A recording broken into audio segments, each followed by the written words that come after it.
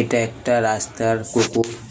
কিছুদিন আগে দীঘা যাওয়ার পথে রামনগর হাইওয়ের ওপর গাড়ি অ্যাক্সিডেন্টে একজন দীঘা যাত্রী পড়ে থাকতে দেখে কোমর ভাঙা অবস্থায়।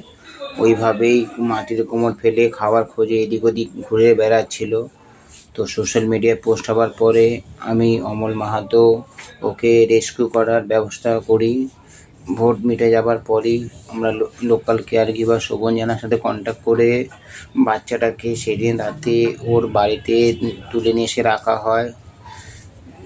তার দুদিন পরে আমরা গাড়ির ব্যবস্থা করে কলকাতা থেকে ওকে অ্যানিম্যাল কিংডমে নিয়ে আসার জন্য রওনা হই।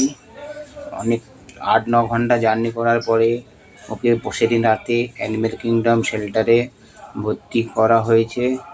ওখানে বাচ্চাটা ট্রিটমেন্টে আছে, মাথার ওপর ছাদ পেয়েছে। যদি পরবর্তীকালে ও সুস্থ বা ভালো হয়ে যায় ওকে, তাহলে আবার আমরা অ্যানিম্যাল কিংডম থেকে নিয়ে ওর নিজের এরিয়াতে ছেড়ে দিয়ে আসবো। আপাতত বাচ্চাটা নিশ্চিন্তে মুখের সামনে খাবার পাচ্ছে, ট্রিটমেন্ট পাচ্ছে আর কেয়ার পাচ্ছে, সবার ভালোবাসা পাচ্ছে।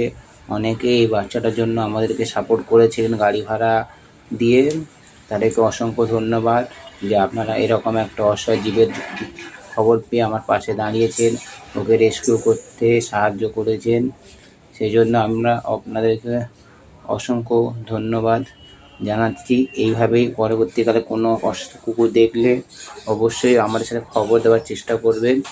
আমি চেষ্টা করব যত তাড়াতাড়ি সম্ভব ওকে রেস্কিউ করে শেল্টারে ভর্তি করা, যাতে বাকি যে কদিন বাঁচে ও ট্রিটমেন্টে পায়, চিকিৎসা পায়, খাবার পায়। এইগুলো আমার তরফ থেকে সবাইকে অসংখ্য ধন্যবাদ। গোপাল দা, শোভন জানা আর যারা যারা আমার পাশে ছিলেন, আমার চ্যানেলটাকে লাইকস আর সাবস্ক্রাইবার আর শেয়ার করে আরও এগিয়ে দিন আমাকে, যাতে আমি পরবর্তীকালে এদেরকে এভাবে রেস্কিউ করে শেল্টারে অ্যাডমিশন করতে পারি, ওদেরকে ভালো রাখতে পারি।